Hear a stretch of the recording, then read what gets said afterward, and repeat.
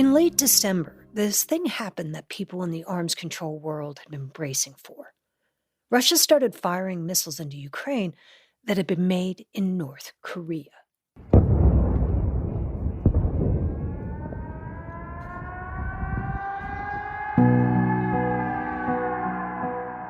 The White House says Russia now has a new weapon, North Korean ballistic missiles. Russia launched multiple North Korean ballistic missiles into Ukraine, including as part of its overnight aerial attack. Russia has fired dozens of North Korean missiles into Ukraine since the beginning of the year. And military experts say this new pipeline of weapons couldn't come at a worse time for Kyiv. By most accounts, prospects for the war this year are grim. And military analysts say the best Ukraine can hope for is to hold the line as it waits for the U.S. and allies to send the weapons they need. Have you seen North Korean missiles before, or was this your first North Korean missile? I'm a North Korean virgin. This self-proclaimed North Korea missile virgin is Damian Spleeters. He's the Deputy Director of Operations at Conflict Armament Research. And they have a team of investigators permanently in Ukraine that examine the remains of recovered weapon systems to try to figure out how they're made and what's in them. It's like you have a pile of trash, scrap metal in front of you and wires coming out of it. And you just got to make sense of this pile. We spoke with Damian in a previous episode where he was looking at Iranian missiles. But he's turned his attention to the latest weapons supplier in the war, North Korea. And he's been looking at a particular North Korean missile, something known as a KN-23 or KN-24. They're solid propellant short-range weapons, and while we've known North Korea has been upgrading its missiles for a while now, what we didn't know was whether they were any good. And it turns out the missiles careening into Ukraine seem to be as accurate as anything Russia has in its own arsenal.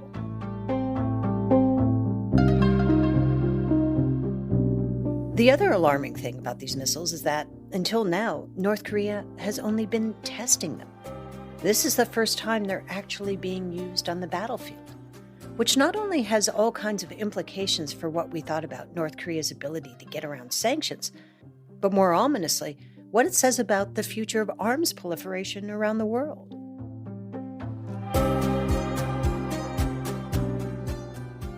From Recorded Future News, I'm Dina Temple-Raston, and this is Click Here, a podcast about all things cyber and intelligence. We tell true stories about the people making and breaking our digital world. And today, a closer look at North Korean missiles in Ukraine. While Moscow has denied Pyongyang is providing it with weapons, we talk to people on the ground who have irrefutable evidence to the contrary. And we track not just how they got there, but what they reveal about Kim Jong-un's new efforts to get back in the arms proliferation business.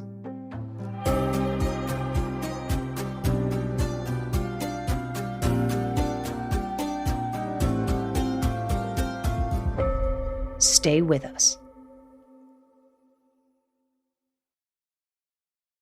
You're listening to Click Here. I'm Dina Temple-Raston. Since 2006, the United Nations has adopted 9 major sanctions resolutions against North Korea, and they're all in response to North Korea's weapons tests and its missile launches. But for years, any country willing to ignore the UN sanctions could count on Pyongyang to provide the arms they needed, though they were second-rate and kind of old-fashioned. Soviet Scud ballistic missile, which is a ballistic missile that really is of a kind of 1950s, 1960s vintage.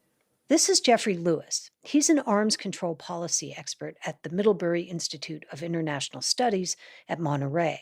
That missile is fine, but it's not great. And almost every country that imports Scuds wants to move on to something better, something more accurate, something that's maybe a little smaller and more compact so you can make it more mobile.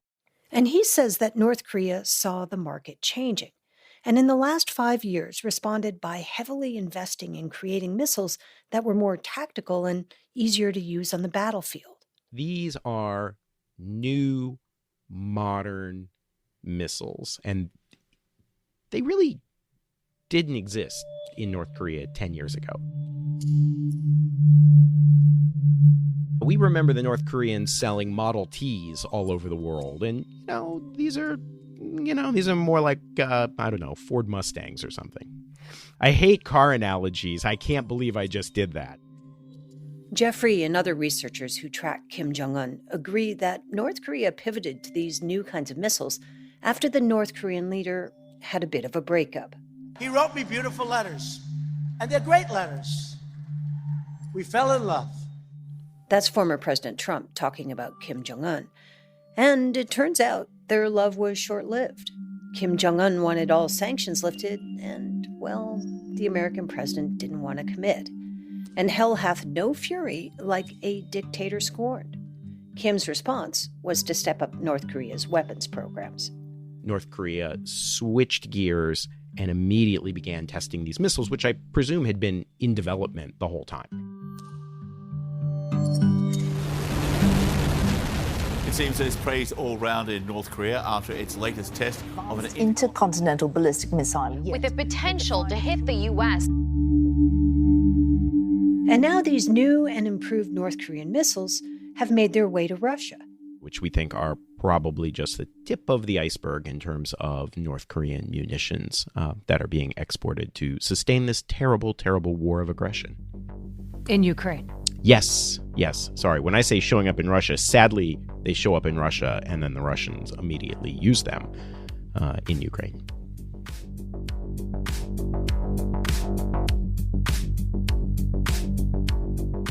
Authorities believe some of the first North Korean missiles crashed into Kharkiv, the city about 25 miles from the Russian border, at the end of December.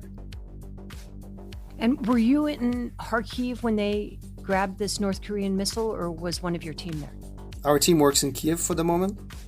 This is Damian Spleeters, the weapons inspector again. He said since the beginning of the war, the Ukrainian military gives them a call when they find remnants of weapons. So when they found an unusual-looking motor and tail section on a missile buried in some rubble, they sent it to Damian's lab.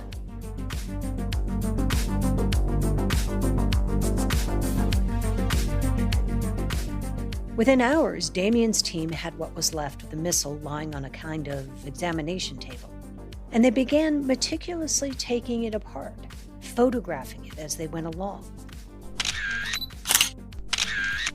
There were close-ups of every chip, every screw, navigation systems.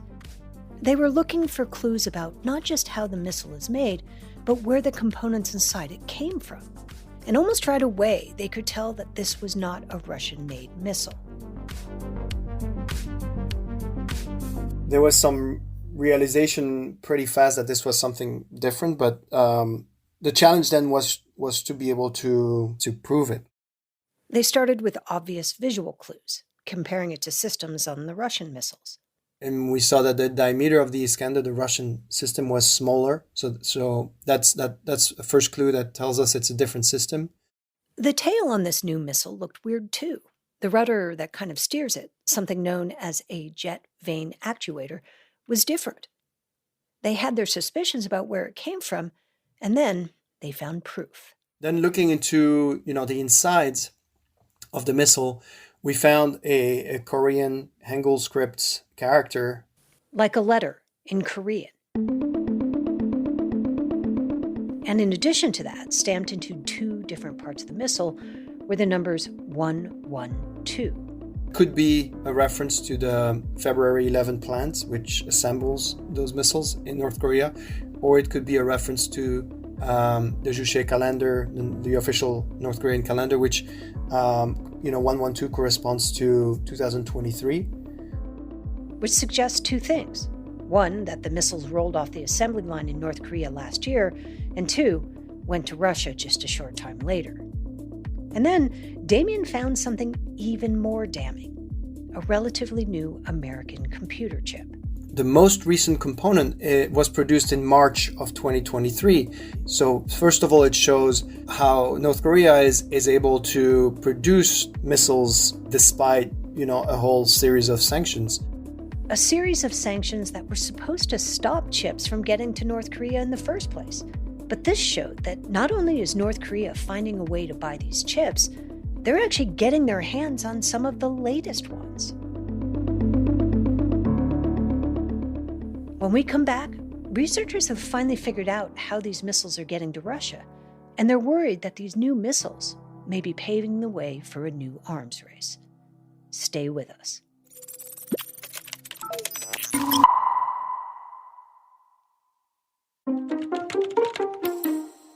Jeffrey Lewis, the arms control expert at Middlebury that we met before, got pretty obsessed with open source intelligence when he was still a graduate student. And so I really became focused on the idea of, well, can we, on a public basis, have the same kind of information and analytic methodology as the intelligence community? And then the technology caught up with you. Yes. I mean, got a little lucky there. Back in the 1990s, when Jeffrey was starting out in the non-proliferation business, satellite imagery was expensive and mostly controlled by governments. We've talked a little bit about this in a previous episode, how over the past decade, private imaging from satellite companies like Maxar and Planet Labs have provided researchers and analysts with access to hundreds of thousands of images they rarely saw before. What that means is that regular people, not just governments, can now keep track of everything from crop yields to troop movements, and they have all kinds of satellite images to choose from. Jeffrey and his team rely on a lot of those sort of open source images. This past fall, Jeffrey and his team were looking at satellite photographs of North Korea, and they saw something there they'd never seen before: shipping containers. North Korea doesn't have shipping containers because it's kind of a poor country. Those big metal boxes you see on ships are a sign of a functional economy. They actually revolutionized trade back in the 1970s. Which means you can put the container on a ship, you stack it up with a bunch of other same-size containers, you take it into a port, there's a big crane, it moves all the containers off, you put the containers on a truck or a train, and they go wherever they're going to go. And so you can basically move easily between ships and trucks and trains, and it makes things very frictionless, which is how we end up with all the crap we buy from China, right? But because it isn't part of the world economy, North Korea missed that shipping revolution. How do they usually ship things, in boxes? North Korea has a really old-timey freight industry, more like the train set that maybe your grandpa had, so flatbed cars, box cars, where you really have to move things by hand. And that's very inefficient, but it's how North Korea does it. So you can imagine that when those containers suddenly started showing up in a country that had never used them before, well, it made people wonder, particularly given that Russia had made it clear to anyone who would listen that they wanted to buy weapons for the war in Ukraine. So it didn't seem a stretch to think that these containers are being used to export literally boatloads of weapons, missiles, shells, things like that, from North Korea to Russia. So while they couldn't see what was inside the containers, there wasn't much else North Korea would be producing that Moscow would ever want. And have you been able to see, say, something going from a munitions factory into one of these shipping containers? Do you have to guess what's inside?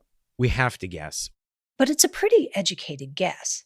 You can see the containers stack up at this port, and then you can see the Russians then ship it to a port in Russia where they put the containers on a train and then they ship them to the front. The U.S. government has released their own commercial satellite pictures of this, and the Royal United Services Institute, a defense and security think tank in London, did their own analysis too. What no one has seen yet is how missiles go from factories to the containers they're loading on those ships. We know where North Korea makes the missiles, and we can see the shipping containers show up in the port. But where they're actually putting the missiles into the containers, I don't know yet. Then Jeffrey and his team wondered, what is North Korea getting in return? And then they noticed some unusual activity at the land border Russia shares with North Korea. We see all kinds of goods being brought into North Korea and then transferred onto North Korean trains. And so at the primary train station, The North Koreans have erected lots of housing, presumably to accommodate the workers who are handling all of the moving of goods from Russian trains to North Korean trains. The goods that are, I would imagine, payment for those weapons coming in. And if you use your imagination, it isn't too hard to figure out what that might be. For the longest time, we have imagined that food shortages are the biggest threat to the regime. And whatever is coming into North Korea from Russia is small enough for human beings to physically remove from the Russian train cars and then put them into North Korean ones. No cranes, no big heavy objects. And so when we see all of these goods covered in tarps laying out, we don't know what the goods are, but we're imagining it's things like food, things that can be left out on a platform and covered with a tarp and still be good. Things like a bag of rice or dried beans or something. The ability of North Korea to turn its weapons industry into a barter agreement to deliver food to the country is probably a pretty big win for the Kim family. No one is sure how many North Korean missiles are making their way to Russia. But Jeffrey is sure about one thing. It's more than just the 9 missiles the United Nations says they have fired into Ukraine so far. Missiles are like hot dogs or hot dog buns. You don't buy them one at a time. You buy them in big batches. And the fact that North Korea has been able to get their weapons into the war in Ukraine has implications for not just the latest conflict, but potentially for future ones. The North Koreans are going to get all kinds of actual practical data about how well their weapons perform. I presume the North Koreans, once they have that data, will go back and make changes. It will be the first time they'll be able to see their weapons in action. So the big strides they've already made in developing better weapons in the past few years will be out in the wild. And now they have real-life data that will allow them to make their weapons even better. The silver lining is that it isn't just North Koreans who are learning from all of this. So, yes, it's for somebody like me who does entirely open source work using public information, these moments are huge revelations. Jeffrey Lewis, Western governments, anyone interested in North Korea are all going to learn from this data as well. We see how they perform. We can look at pictures of the debris.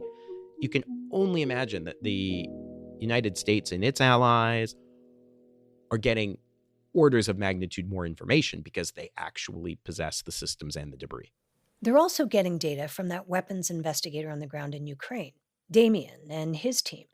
Remember, they were taking high-resolution pictures of debris, and now they're providing it to people like Jeffrey to help them decode North Korea's production processes, their quality control, even their design choices.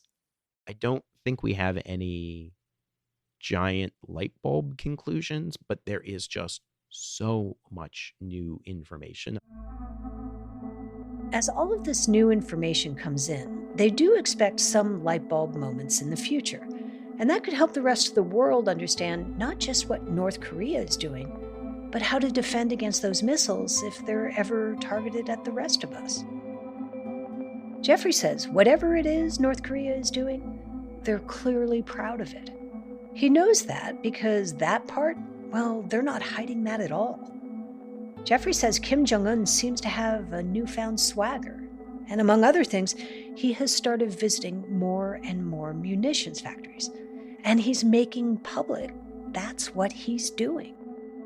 Jeffrey says it feels almost like an advertising campaign. Sort of like Kim saying to the whole world, see what we've been doing in Russia? We aren't just selling crappy scuds anymore. We've got a whole new set of missiles that you can buy too.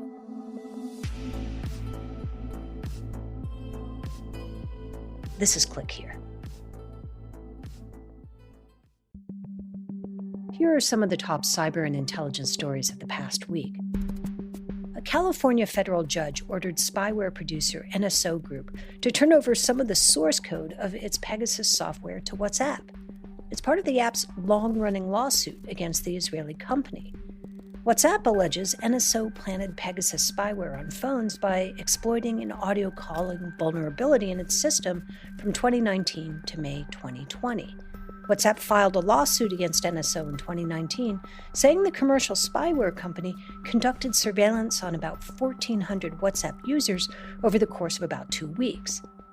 The targets included journalists, human rights activists, political dissidents, diplomats, and other senior foreign government officials. According to WhatsApp's complaint, someone from NSO Group actually groused to a WhatsApp employee in a message when the vulnerability was fixed, saying, "You just closed our biggest remote for cellular." It's news all over the world.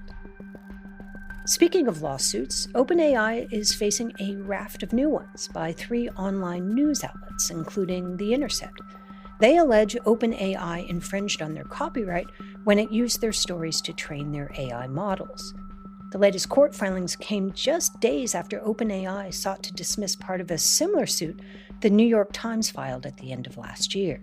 We've been going through the lawsuit. Wild. It is wild to see. And not to be left out, Elon Musk, the founder of Tesla and SpaceX, announced that he's also suing OpenAI and its CEO, Sam Altman, for what he says is a breach of contract. Musk alleges that OpenAI has, quote, been transformed into a closed-source de facto subsidiary of the largest technology company in the world, Microsoft. The suit claims that OpenAI has abandoned its original mission to benefit humanity in favor of making a buck. But that perhaps ignores another possibility beneath the surface. What are Musk's motivations, and what does this timing signal about the latest battle? Musk was one of OpenAI's co-founders and then left the company and just recently began developing his own competing AI venture, which some observers say could at least partly be motivating the lawsuit. And in cybersecurity news, the notorious ransomware group, Lockbit, tried to relaunch its site after law enforcement took down its servers and infrastructure last month. On its new bare-bones website, the group threatened to release documents from former President Donald Trump's 2020 election interference case. But the deadline Lockbit set for the release came and went without the posting of any leaked documents. And finally, in Washington, the Biden administration has announced 2 new efforts to secure the personal data of Americans while reining in the ability of data brokers to sell to foreign countries. President Biden issued an executive order yesterday that restricts the sale of sensitive American data to Russia and China. That wasn't already restricted? Other countries in the crosshairs include Iran and North Korea, but it's unclear how immediate or how effective the order will be. The president has also called for an investigation into cars and car technology that the U.S. imports from China. His concern? That they could be used to collect data on ordinary Americans. Because God forbid, we all become dependent on a Chinese-built machine with internet connectivity. Hello? No, I think they get it.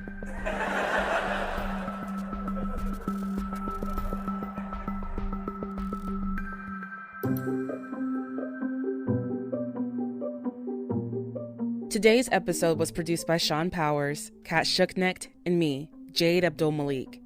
It was edited by Karen Duffin, fact-checked by Darren Ancrum, and contains original music by Ben Livingston, with some other music from Blue Dot Sessions. Our staff writer is Lucas Riley, and our illustrator is Megan Goff. Click Here is a production of Recorded Future News. Tune in on Friday for Mic Drop, which features our favorite interview of the week, and we'll have a new episode of Click Here on Tuesday. See you then.